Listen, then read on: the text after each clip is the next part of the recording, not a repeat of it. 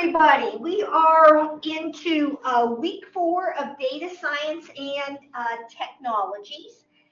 And what we're going to be doing today is a little change up. We're going to go ahead and wrap up week 3 and then go right into week 8. But don't be too dismayed.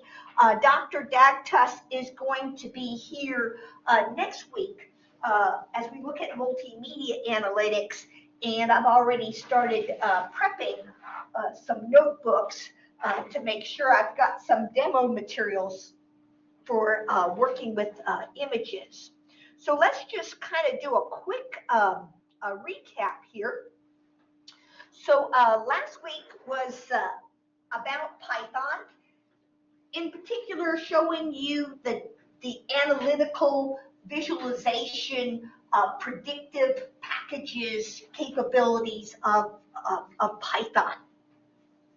And I was going to say, as you're working through some of the tutorials in cognitive class, I think the videos and the explanations and the quizzes are pretty good. The weakest part of cognitive class is, in fact, the labs. And we even see that when we go, for example, and looking at the notebooks. So, for example, here's a really nice tutorial on data analysis in Python. It has a lot of great explanations. It's just when you go to run some sections of this tutorial, you find that, oh, wait a second, some code blocks, like how they tried to remove the outliers or how they wanted to do the correlation and the heat map, needed some update. That is, the code worked last year, but now the libraries have been updated. So what I've been trying to do is, as I prep for each week, is checking out these tutorials and trying to create like a PDF with the updated version. So when you get a code message, you can kind of look at my code and say, oh, okay, so that part has changed.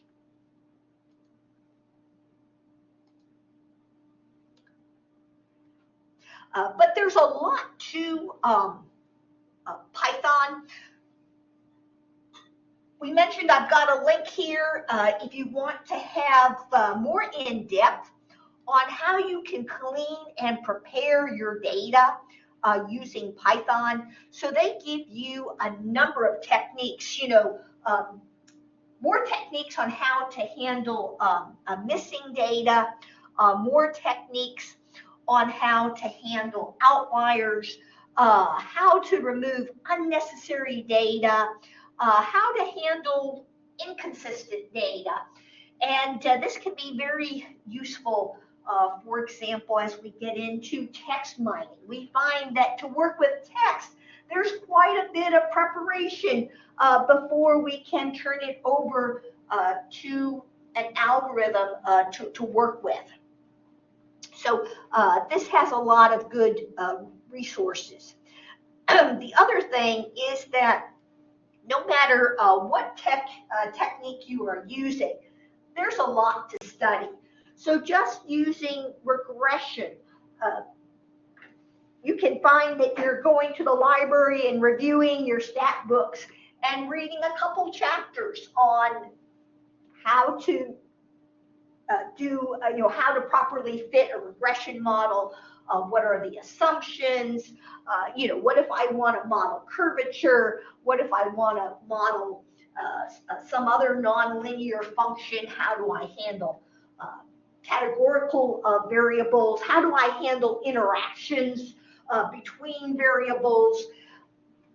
Those are all things that you can, I was going to say, part of as you're doing your data science project, part of the reason you want to start early is to give yourself time to go to that library and or go online and just get a basics, stat 101 one book, and I remember when we did stats, it was around chapters 13, 14, 15 that they covered some of the basics of regression. Okay. And of course, that's just if you want to do regression. If you recall from last week, yes, you may, in addition to regression, want to be looking to see what does Python or other packages offer with things like decision trees, neural nets, and other cluster analysis. And so, as I say, there's a bunch of stuff there. And part of the reasons why we don't have as much homework in this class is simply because I want you to have the time as you select your project ideas early. You've got lots and lots of time each week to do the background reading, to say, yeah, this week I want to really go to the library, or I want to go online.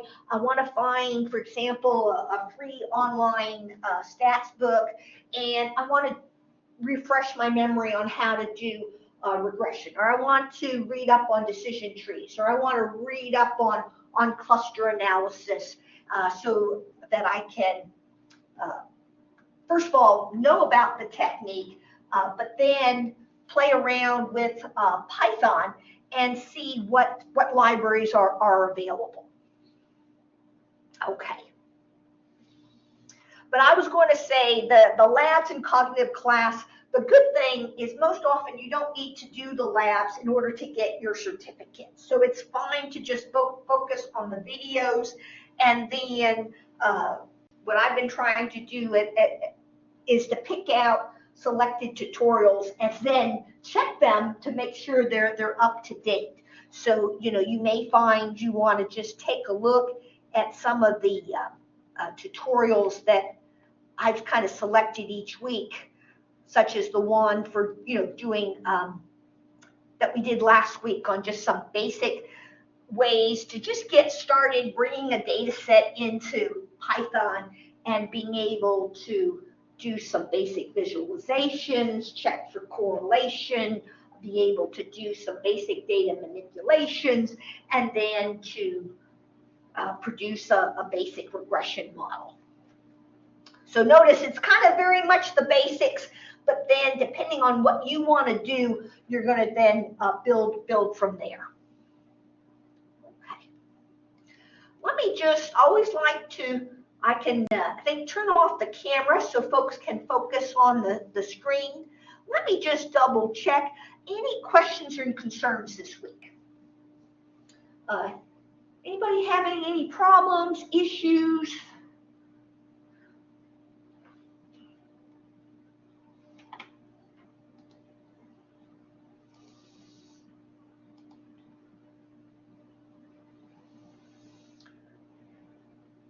Let me just pause. Anybody online? No, not really. I think I sent you an email. I think I sent you an email about the issue that I had. Sure. I picked one of the tutorials. It was like 26 hours of effort, and so I had to reconsider that choice. Right, exactly. And definitely pick a tutorial in some cases based on, most of the tutorials should be, 2 hours or so, 2 or 3 hours. But yes, there are some more in-depth tutorials in there, and you can avoid those. And that's one nice thing about cognitive class. If you're looking at a tutorial and you say, oh, this one is 18 hours, yeah, that's unless you have a lot of time that week, yeah, find one that's more manageable. Well, I did not want to leave this section without saying a little bit about R. And so let's take a look at what Wikipedia has to say. So the R language was actually, I believe, released, again, 1990s. So about about the same vintage as Python, but R was originally developed as a language for students to do exploratory data analysis, to do statistics. And R came to prominence. One of the things is, one reason some people are real fans of R is that it has some really beautiful plotting, visualization capabilities. And so a lot of people liked R, particularly, when you need to publish your results. A lot of people liked the way that R handled its visualizations. It made it easy to import those images into your papers. Okay, so over time, though, people started to contribute additional packages to the R, I was going to say, open source development community. And so you can now go to the R project website. And right now, here, let me make this bigger because I bet you can't see it. So right now, there are over 22,000 available packages. And you can, they have some search capabilities, but you can go through the alphabet and you can see what kinds of packages that people have created.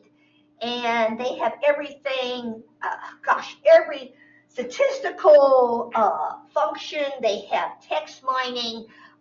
They have, some people have created special stuff for the weather. There are some specialty packages now that have basically become their own products, like bioconductor, so very strong in the biostatistical area. And so a rich community there. And if you are interested, let me put this way, the packages that you usually want to install to get started are the base R package. So that's sort of the foundation. And then R Studio is the package that, if you will, it's sort of the established developer's environment for R. And then R Commander, it might be a little dated, but for folks who want to explore their data without having to learn a lot of R commands, think of R Commander sort of as a GUI that allows you to do a lot of things by using your mouse to point and click through a menu. So importing a data, working with your data set, being able to do basic visualizations, basic exploratory, basic, looking for associations, patterns, and working with it to build some models. Okay. So anyway, those are typically the three things that you want. And often you have to look at the instructions for how do I install R on a Windows machine? How do I install R on a Mac? How do I install R on a Linux machine?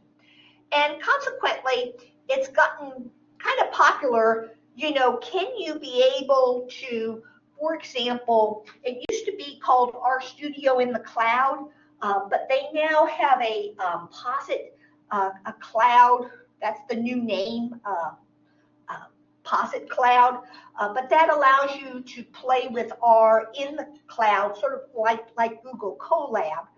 And I was going to say, the other thing is that you can develop your R applications in Jupyter Notebooks. Jupyter Notebooks allows you to specify that you're going to use the R kernel so that you can use all the R libraries. And we've got some tutorials that you're welcome to take a look at. One of the things that I decided to do this semester is I thought, well, I think if we stick to one language so that students can get maybe a deeper dive in working with one language, that will be maybe easier than splitting their time between trying to look at two languages. But certainly, if you've got, for example, if you're already familiar with R, can you do your assignments in R? Absolutely. In terms of your data science project. I found this article, and this one, let's see, it was updated. Hasn't been updated in a while, but I thought, well, maybe I just see. Oh, take this back. Just see. All right, let's just see how. Okay. So this is an article that came from Data Camp, and they certainly are very popular in data science and analytics. They're open source. You can download them, and as I say, increasingly you can find cloud platforms that will support them. And so let me just see. Let's see, what do they have here about some tips. And I think some of these are good. We'll just point some of these out. A lot of the choice of R versus Python will depend on sort of what field you're in. For example, the students in bioinformatics tend to use R more so than Python, simply because R tends to have the stronger libraries right now when it comes to working with, for example, DNA data. Now, again, that's the current status right now. 3 or 4 years from now, Python, which has a set of libraries called BioPython, they might make some big advancements, and all of a sudden people are switching from R to Python. But it also depends on what problems you want to solve and what tasks you need to accomplish. So as you get into, well, I'm working with, sound data. Okay, so Python versus R. Which one has the better libraries when I'm working with audio signals? Depending on, I want to be able to, I'm working with GIS data. Okay, who has the better libraries? Is it R or Python, or is there another package, for example, like ArcGIS, that is sort of the king when it comes to working with mapping data? So you kind of have to think about, what kind of data you're working with and what kind of functionality do you want, and then doing the research to figure out, well, who has the best tool? Okay. And then kind of looking at your comfort level, some people find R is very powerful, but maybe has a steeper learning curve. Other folks find that Python is a little easier to use.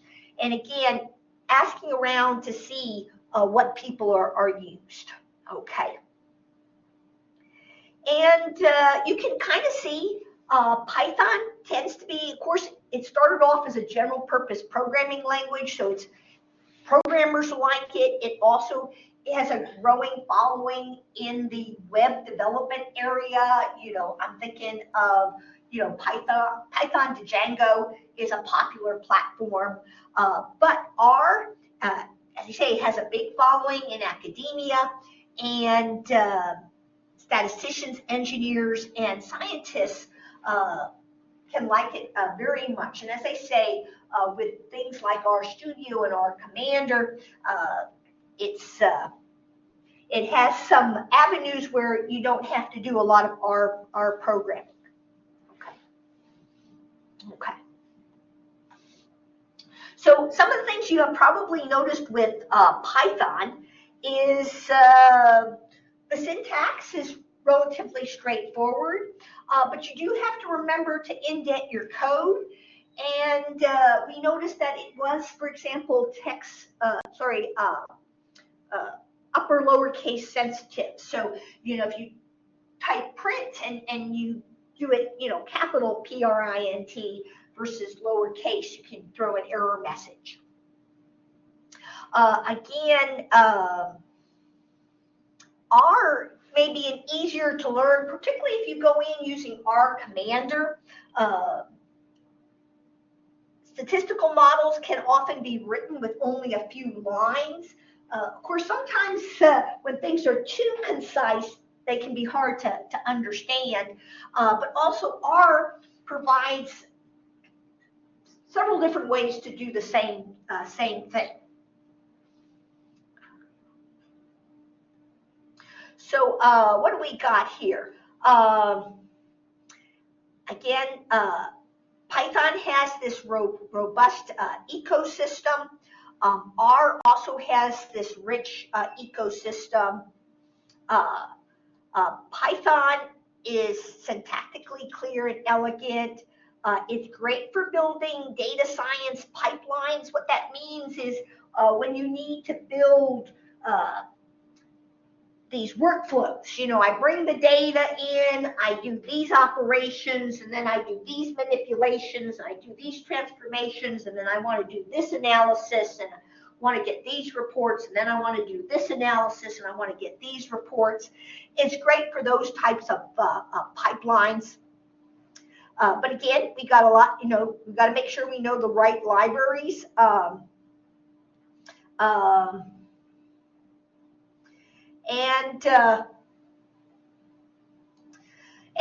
You'll notice that they do have these repositories. Looks like they mentioned it's a little bit complicated in practice to contribute. But R, again, has the ability to string workflows together. You've got the packages are available at these various sources. They have something called R documentation to help you track down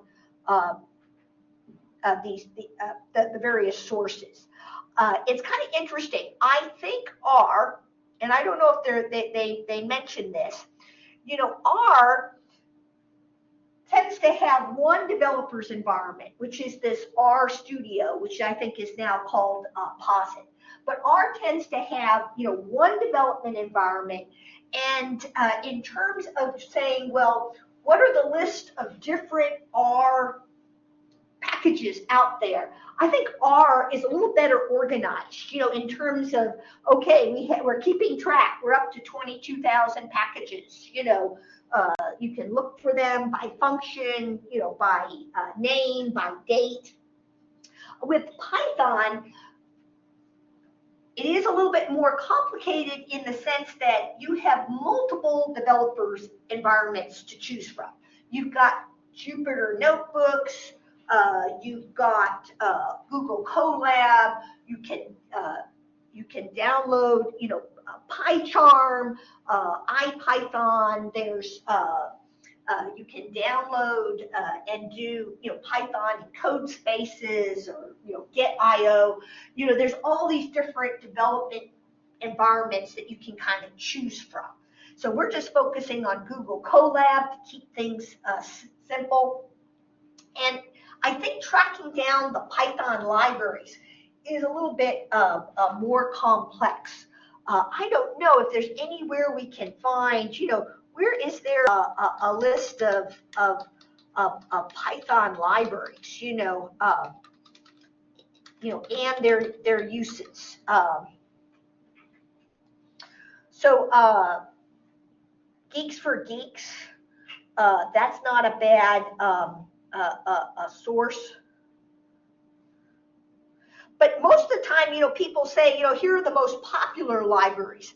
Again, trying to find, the definitive source. As I say, you don't have quite the same situation as you do in R, where somebody has actually been maintaining really a full directory. So there we see top 30, and and usually, here we have the top 90. So you can see, I mean, just how many Python libraries are out there. Well, takes a little bit more work. So what else in terms of comparing the two? As I say, very good for scripting websites or building applications. So if you're trying to build a data science application, I think Python is very useful. Of course, R is able to handle a lot of complex functionality, and so there's a lot of statistical tests and modeling that's really out there and available to you with just just sort of almost a one-line command. Okay.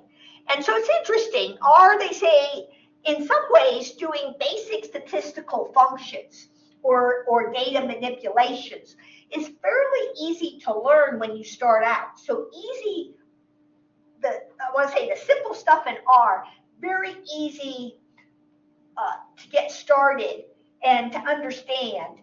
But it turns out when you try to get into the advanced functionalities, it gets a lot more complicated. So, Python, I want to say that I think it's interesting. Focus on readability and simplicity means its learning curve is relatively linear and smooth. So that's kind of interesting. So if you think of Python as a sort of a linear learning curve, you start from the simple, and as you move to advanced, you kind of move along a linear level of effort. R tends to be a little bit more like an exponential curve. So you start off and it's pretty easy, but as you get into the advanced functions, it's a steeper learning curve than it is perhaps with Python. But again, it all depends on your background. So, okay. So there we go. General purpose programming languages, and it's useful. Here's the other reason that learning Python is useful. It's useful beyond just data analysis. As I mentioned, Python has gotten very popular in web application development. But R, as I say, well known for making beautiful graphs and visualizations, has many functionalities for data analysis, great for statistical analysis, built around a command line. If you're ever in RStudio, basically you're kind of at the command line and you put in one command after another, but it does have scripting functionalities so that you can take a bunch of commands and save them together as a script so you can essentially run a program. As I say, great for mathematical computation, learning how algorithms work, high use of deployment and reproducibility. As I say, Python is considered not to have as many libraries for data science as R, but you have to be a little careful. This was written in 2020. Since then, there's been a lot going on with Python and machine learning, and Google has been investing, and so things change.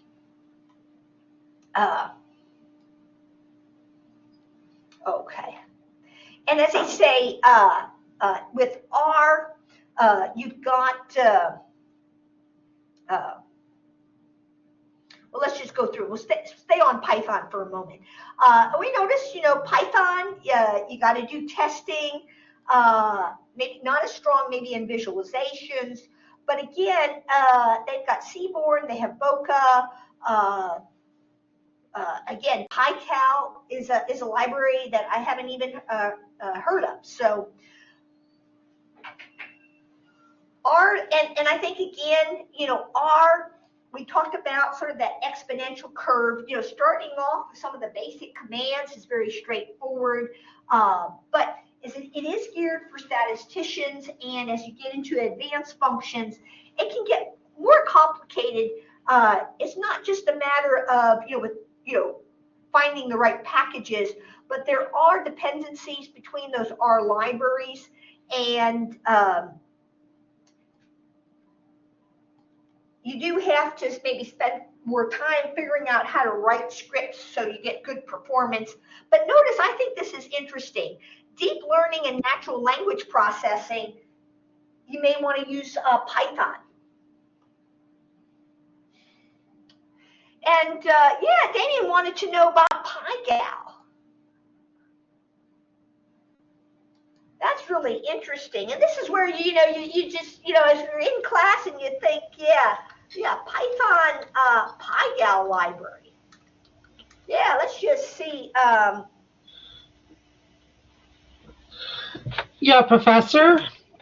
Yeah. Yeah, I just thought that it sounds interesting if you can just make one version of a graphic that you can just basically port anywhere rather than Yeah. having to like fit things. I mean, I guess that's thinking about how you might want to share or publish it later, but Yeah. that just sounds interesting to me.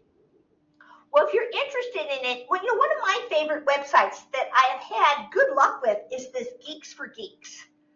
I have found Geeks for Geeks has some of the nicest explanations and uh, and access, to a lot of, hints on how to code.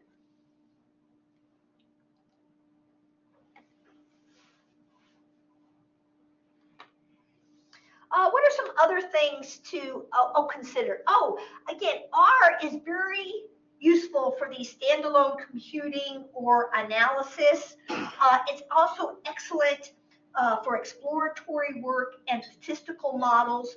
But Python, since it's a full-fledged programming language, kind of has the advantage when you say, well, what I really need is I've got these analytical tasks, but I need to have them integrated with my web applications, or I need to have my statistics incorporated into my production data flow. So particularly if you're bringing in data and doing all sorts of manipulations so that you can extract, transform, load it into a database, you may find it's easier to do that with Python.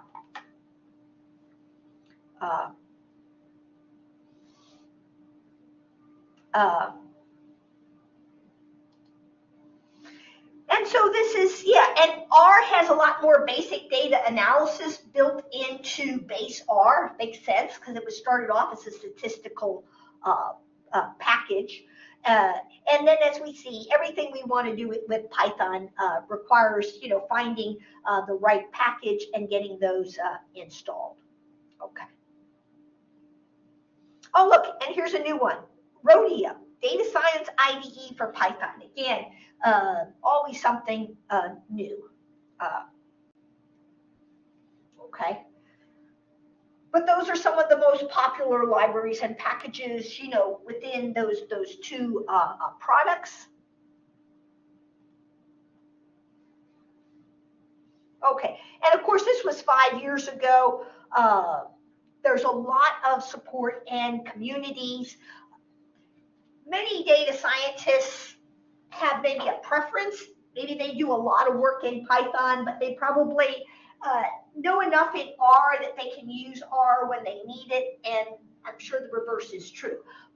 You've got a lot of folks who, for example, Dr. Mary Yang in bioinformatics is very familiar with R, but she also is well versed. A lot of times she'll teach basic Python, and yeah, so many times. When I think at UA Fayetteville and they have a bachelor's in data science, I think their students take both a Python course and an R course.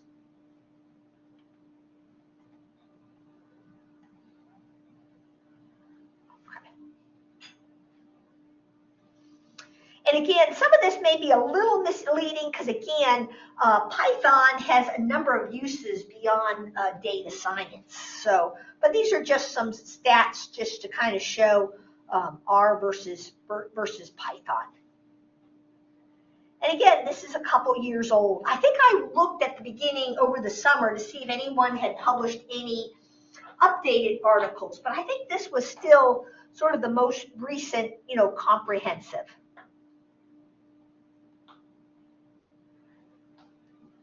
Okay, and of course it's sponsored by DataCamp.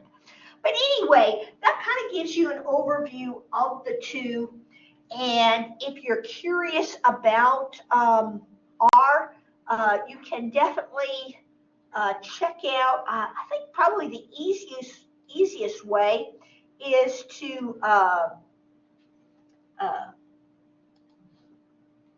yeah, they have a if you want to start off without just playing around with R without having to worry about installing anything on your laptop or your computer, this Posit Cloud has a free tier. You know, for one person, at any given time, you can have 25 projects, which means it's kind of like having 25 notebooks. You know, you can have 25 different R files. You get 25 hours per month, and you know you can see that here your limitations.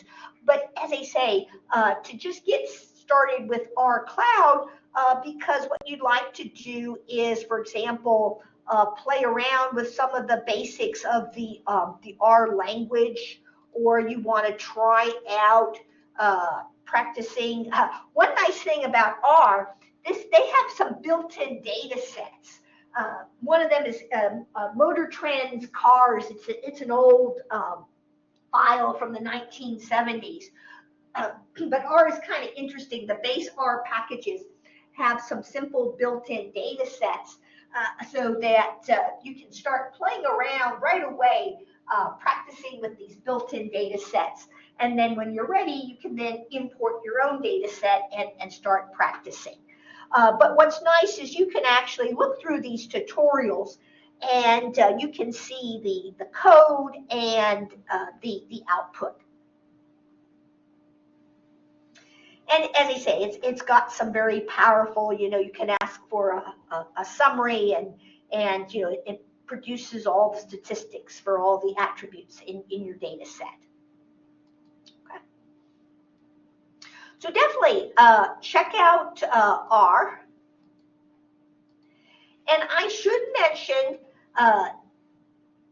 you are perfectly, again, be sure you're going back and looking at the previous weeks and taking a look at, for example, the fact that, if you're doing a lot of visualizations, maybe you want to play with Tableau or Power BI Desktop. Again, one advantage of being a student is you can get these student versions, which have a lot of functionality, and they come at, the price of free. So that is very useful. And when it comes to predictive analytics, yeah, there's a lot of packages out there. And most of them, when you look at, yes, they've got Orange, open source machine learning and data visualization. Again, they've got this open source version. Orange is written for Python script. This one is Kanani. I never know if the K is pronounced or not. And so they've got, I think for their pricing, yes, again, many of these have sort of a personal plan to allow people to play. Weka, they still have an open source version, which is a nice, I want to say, graphical user interface, has a lot of different packages available. And again, also they have books to help you get started. So keep in mind, if you don't feel real comfortable with the Python or R, as I say, you're welcome to check out the data mining packages. And as I say, there's a lot of open source out there that you can play around and take a look at. There's a picture of Orange. There's Kanini. Yeah.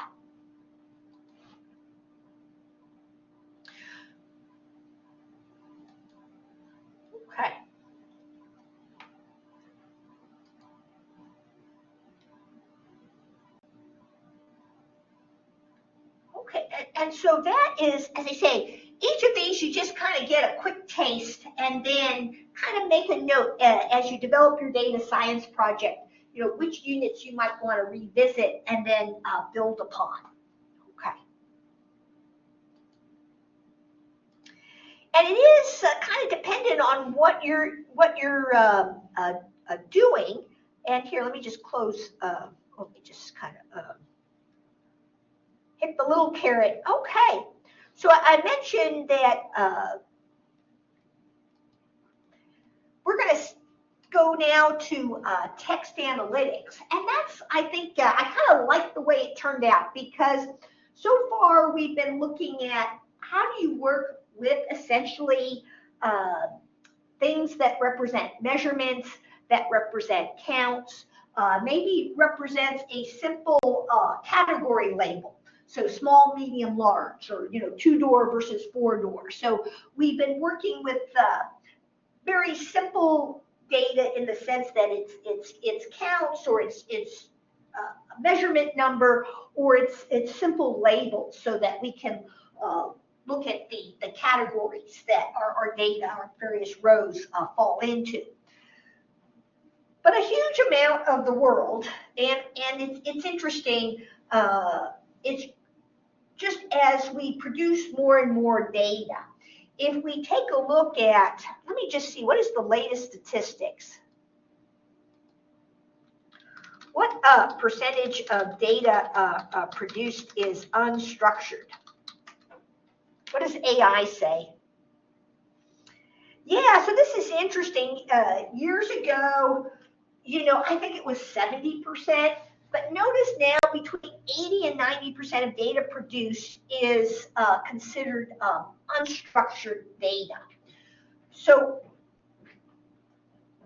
that, kind of interesting. It kind of means that if your data project is involving, for example, wanting to look at text, well, then our last week's unit on data analysis, looking at means and medians and regression models and things like that, doesn't really apply to text. So that's why I wanted to introduce you to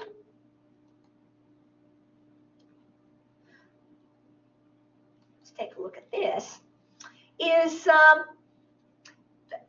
doing text mining in Python. And so what I did here is I found this tutorial from KD Nuggets, okay? And let me just see.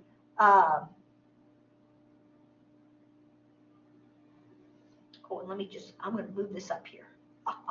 Okay, yeah. Okay, now we're in well, maybe I'll move things around a little bit more. Okay, this might be a better logical order, but come on, get over here, guy. Okay. So what we're going to do is, since we've been looking at Python and we've been looking at Python notebooks, I wanted to stay within, Python notebooks. And I wanted to introduce a new Python library to you, which is NLTK, which is Natural Language Toolkit.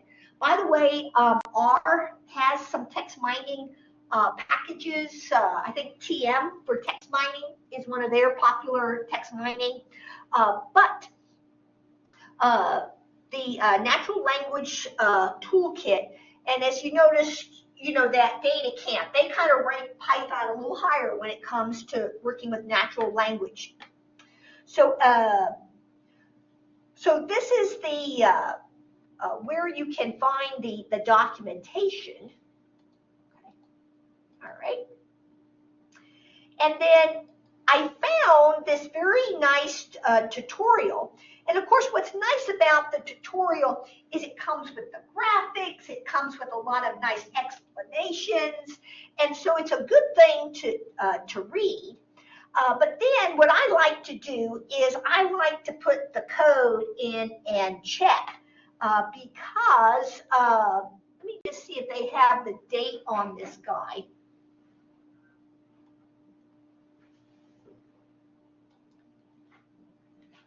sometimes they kind of tell you when it was last. Okay, well they say copyright 2025. That's the copyright.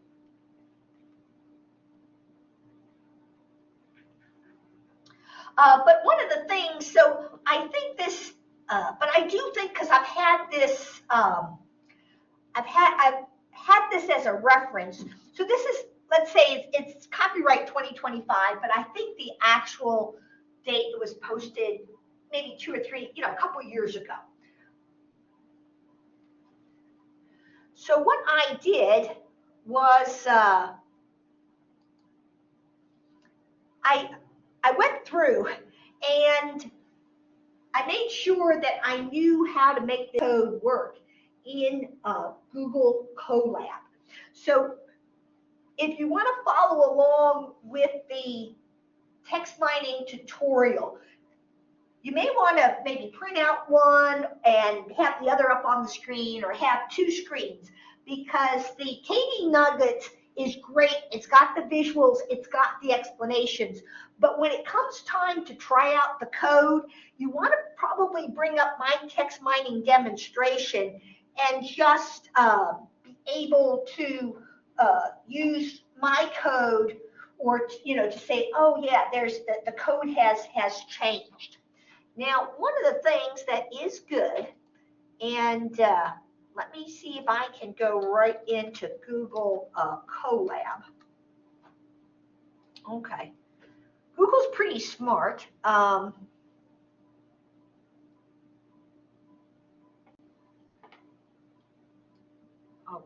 all right.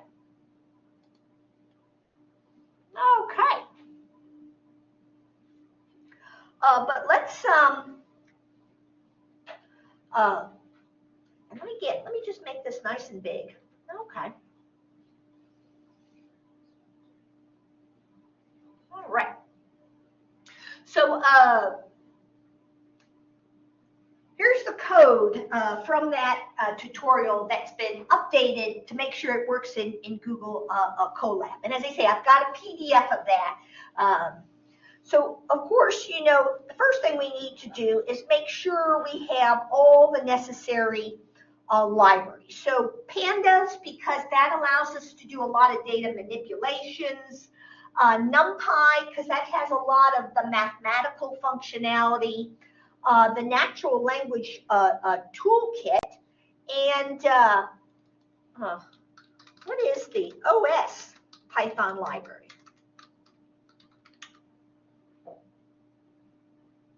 Okay, the OS module in Python provides a way to interact with the operating system. It allows performing tasks such as file and directory manipulation, running system commands, and managing processes. Okay, so that's why they felt they needed the miscellaneous operating system interface. Okay, and also some things for a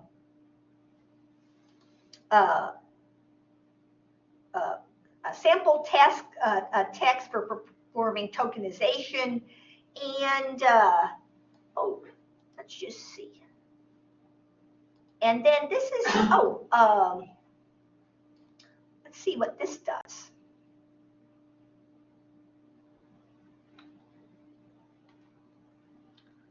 Okay.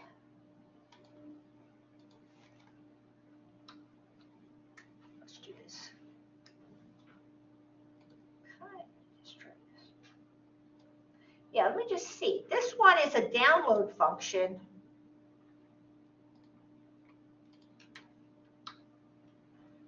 Let me just see what this tells us. Oh, this must be something to help with tokenizing. Okay, so apparently that this must be a, yes, what does this do?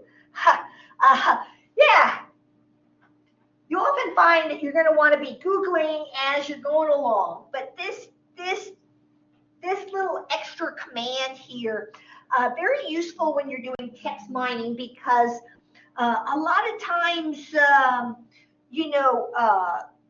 We want to take text, divide it into take sentences and divide it into words, check for things like parts of speech.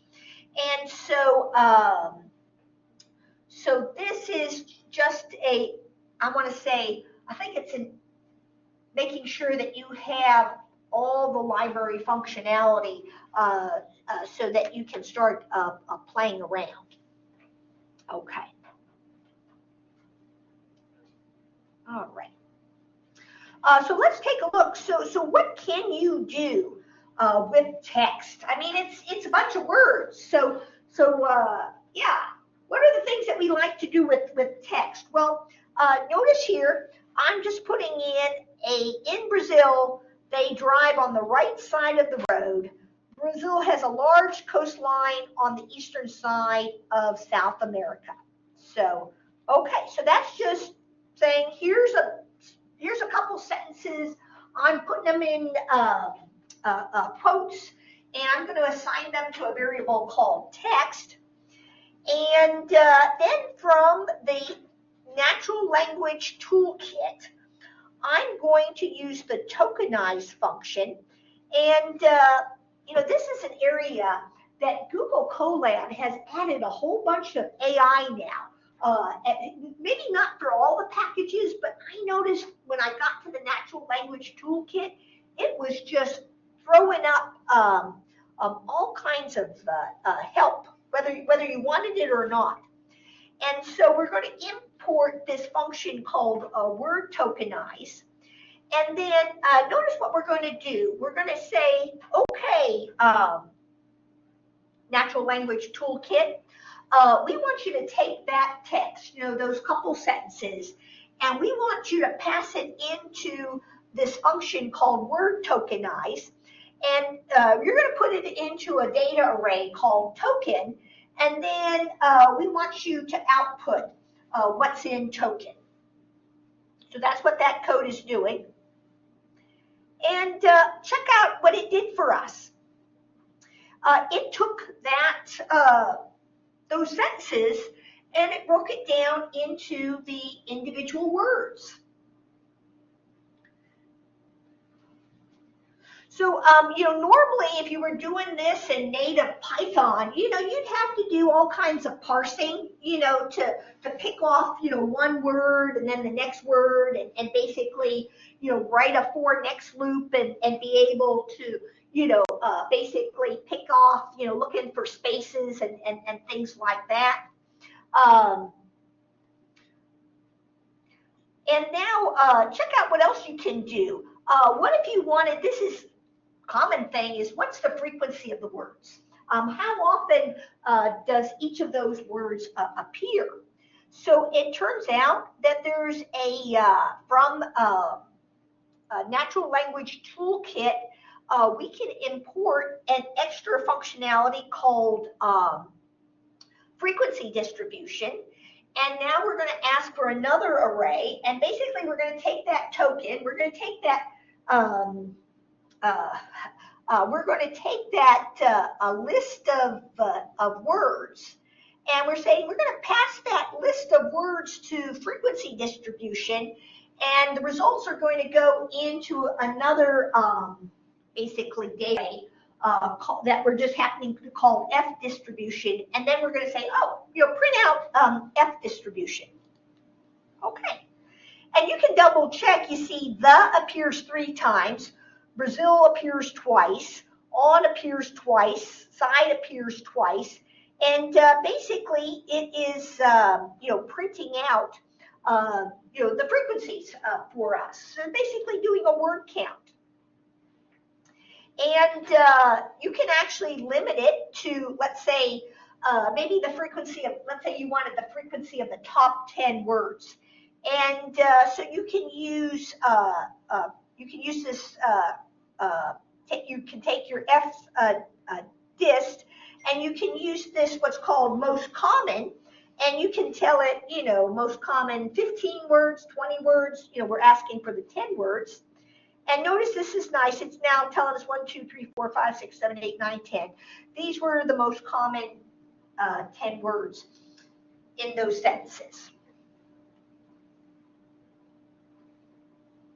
Okay, now, I keeps popping up help. Okay. So some of the things when you get into text mining, and we'll talk more about this on Thursday, but I just, as long as we were doing notebooks, I just wanted to say, yeah, there's a ton of stuff you can do with text mining. You can imagine when you do text mining, sometimes things that you often have to prep your text about is, for example, will uppercase versus lowercase be perceived as a difference? Do we need to worry about punctuation? I was kind of impressed here because I think in our original sentence here, notice we had some punctuation. Let me just see. We had road with a period. Oh, look at that. It did pick out the period. Well, that's a nice example. Notice here in this library, I had road period, and it was smart enough to say, oh, wait, okay, that period is not a letter. It does not go with road. But this is a nice example. Do you want to have a period, in your list of tokenized values? Maybe you do not. Maybe you're like, no, I want to, maybe one of the things you want to do is actually, remove your let's just go ahead here. Yeah, maybe you want to remove those punctuations. The other thing, and let me just see what happens here. What happens if I do Brazil with a smaller letter? Let me just see what happens here. Yeah, and then let me just see if I look at the frequency distribution. Yes, notice here Brazil lowercase is not being counted with Brazil uppercase.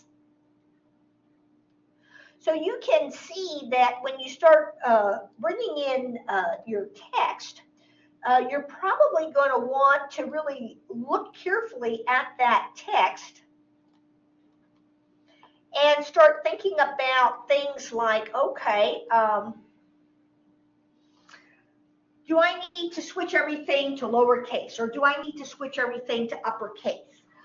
Do I need to strip out the punctuation, because that might be an issue? Do I need to go through and standardize my text? And so this Porter stemmer is, I'll give you an example of, here, check in for the, I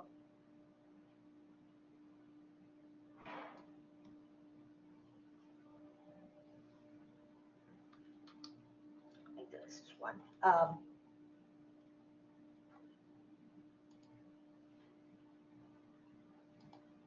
Okay, there we go. I had to update my text here. So stemming, this happens a lot. You're looking for a particular concept like waiting. Okay, so you have waiting, and then if you know English, we've got all these verb tenses, right? We've got wait, waits, waiting, waited. Maybe you're just looking for, words that have, that basically are just the wait part. And so, so this is this Porter stemmer. What it does is all this is doing is all this little example is doing is we're importing the Porter stemmer functionality. And what we're going to do is if you see PST, that's going to be basically representing Porter stemmer library of functionality. And notice we say, okay, Porter stemmer.stem. Basically, we say, we're feeding you this word, waiting, in double quotes. And notice what it's going to do is it's going to remove any sort of the verb tenses and just gives us the basic word, wait. And here's another example. Maybe notice we have waiting, waited, and waits. And notice what we can do is we can stem it and we see it's wait, wait, wait. That can be very useful because sometimes when you're looking for frequency or patterns, you don't want all the different verb tenses to be, giving you these individual responses. So you may be wanting to say, hey, I'm looking for certain key phrases, and I really don't care whether it's past tense, future tense, present tense. So what I'm doing is I'm just looking for that same basic stem.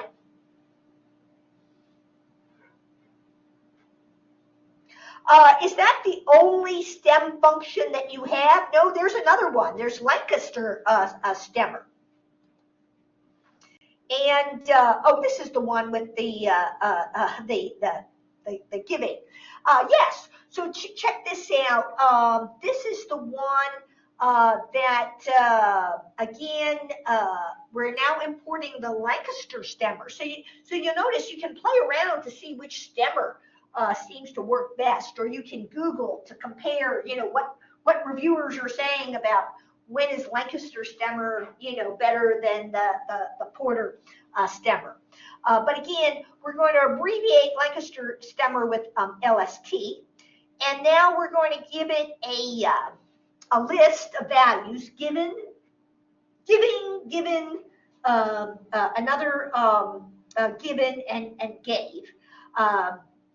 And then for each word in that list, what we want to print out is the original word, and then we want to add, of course, we want to have this colon here, and then we're going to use that Lancaster stemmer, and now we're going to use their stem function, and we're going to print out the word. And, we can try it. We can.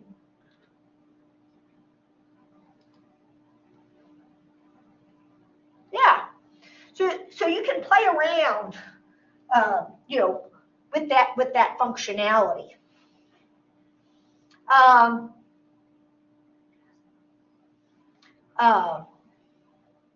This one is the lematizer, and again, yes.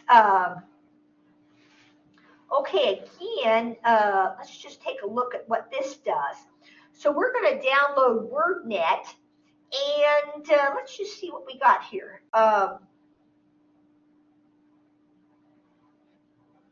Okay, so notice here that what it does, again, it's trying to standardize. So you might run this through a whole corpus. So notice we fed it the rocks. And then we said, well, using this lematize function, what do you get when I feed you rocks? And you'll notice that it removed the plural. So that, again, maybe one of the things you're doing is going through objects, and you say, you know what, again, I don't want to distinguish between rock and rocks. If it's a rock, it's a rock. So maybe you want to say, I want to go through my text, and I want to eliminate, plurals versus singles. And then notice here, what if we have the word corpora? Again, maybe we just want to reduce it. I think, is corpus the singular of corpora? So again, one thing we may want to do is, this is all about standardizing our text. You notice we haven't really started to analyze much.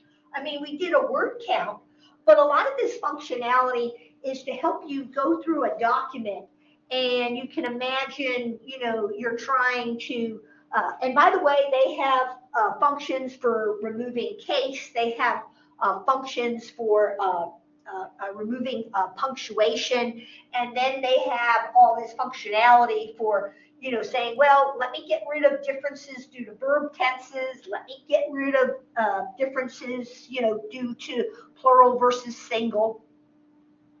Oh, here's another good one. Getting rid of stop words. And, a, the, by. you know, we have lots of little words in our language that, you know, kind of piece things together.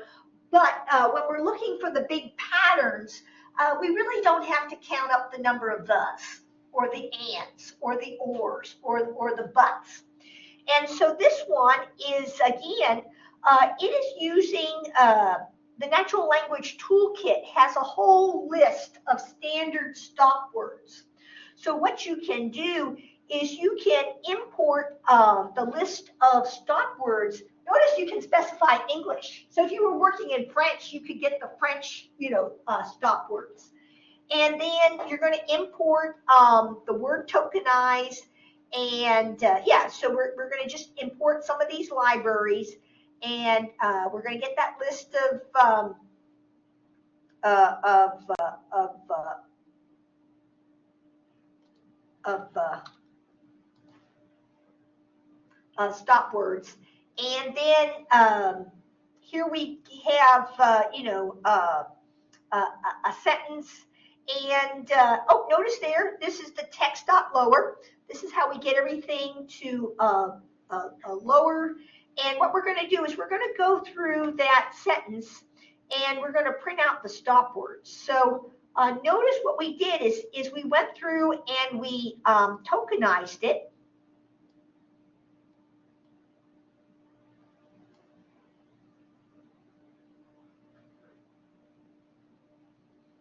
And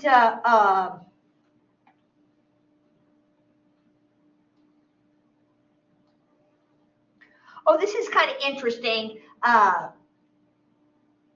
They say X for X in, you know, in the original sentence. If X not in, I would almost say, I wouldn't call these necessarily stop words. I would kind of say this is the non-stop words. Let me see if I can do that adjustment. Oh, it probably doesn't like this. Let's see if I can do it like this. Okay. The reason why I said, no, this is really the non-stop words, because what this code did is if it, notice the difference between this sentence, this list of words, and this list of words. So this first one is the list of all, it's the tokenized list from the original sentence that we fed it. And notice here that when we said, well, just go through this list, and if a word is not in the Natural Language Toolkit's list of stop words, go ahead and print it out. But if it is one of those little, like the or and, basically overlook it. So notice it kept the Christiana and it kept the Ronaldo, but notice we got rid of the was, so we just have it was born. We got rid of the on, we just have February 5th, 1895. Notice we got rid of the in, we just have Fuchsial. And, you know, we can kind of scroll through, and we have Madeira, and we have Portugal. Okay. That's one of the things, sometimes as you go through these tutorials, not that they necessarily, was this a typo, but sometimes, you know, for me, when I see stop words, I'm thinking, or the, so when I see a list that doesn't have those or the is on, I say, no, those are your non-stop words. Okay. Oh, this is pretty impressive, because if you had to program this yourself, what this does is you're using an English language tagger. And so the text we're using is vote to choose a particular man or a group party to represent them in Parliament. And we have a comment. Notice the first thing we do is we tokenize the text, meaning we take that phrase and we're going to break this up into an array, basically a list of individual words. And then we're going to go through each word in the text, and we're going to use the Natural Language Toolkit. And we are going to use the function called the POS is for part of speech. So it's the part of speech tagger. And so basically we feed it the list of words, and we basically say, tell us what part of speech this is. And notice here what it does. It goes through each word, and it's telling us, what part of speech it is. Now, as you look at this, you're saying, wait a second, in and N, PRP and N, what the heck is that? So what are the codes for parts of speech, like NN? Let me see if this comes up. Okay. There we go. So it turns out they have standardized parts of speech. So you see things like NN, it means a singular noun. NNS means it's a plural noun. And so you can go through and distinguish an adjective from a verb, from an adverb, from a determiner. So that is pretty darn powerful. And I'll show you this last one. This one, sometimes what you want to do is not only identify parts of speech. Let me just run this piece of code. We only have like 2 minutes left, but let me show you what this code is doing. So we're taking the sentence, Google CEO Sundar Pichai introduced the new Pixel at Minnesota ROI Center event, okay? And so what is it doing here? Check this out. It is taking that sentence, and it is not only labeling the parts of speech, but notice it is actually identifying things like an organization. So notice it recognized that CEO Sundar Pichai was referring to an organization. Notice it was saying that Minnesota ROI Center, it represented actually a thing. And notice it actually, the code not only records this information, but you can get it to visualize. So it's actually diagramming the parts of speech, and it's starting to identify things as not only the parts of the speech, but as I say, the fact that it essentially recognized that two of the things in that sentence actually kind of represented something with an organizational affiliation. But this is very powerful because often what we're trying to do, sometimes with text, we're trying to locate things like names and phone numbers and organizations. So we're trying to pull out from the text, what's a person, what's a place, what's a thing, what's an organization. And so having a library that has a lot of that functionality, so we don't have to try to figure out how we're going to code that. We just have to find out the right function that somebody has written that will help us identify what is it in this text. So that is, gosh, it is 2:55, but that kind of gives you a little bit of an idea of what you can do with this natural language toolkit.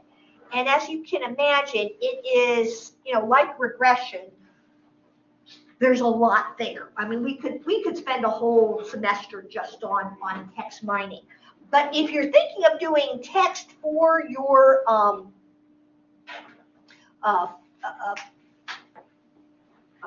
data science project, definitely start out here and take a look at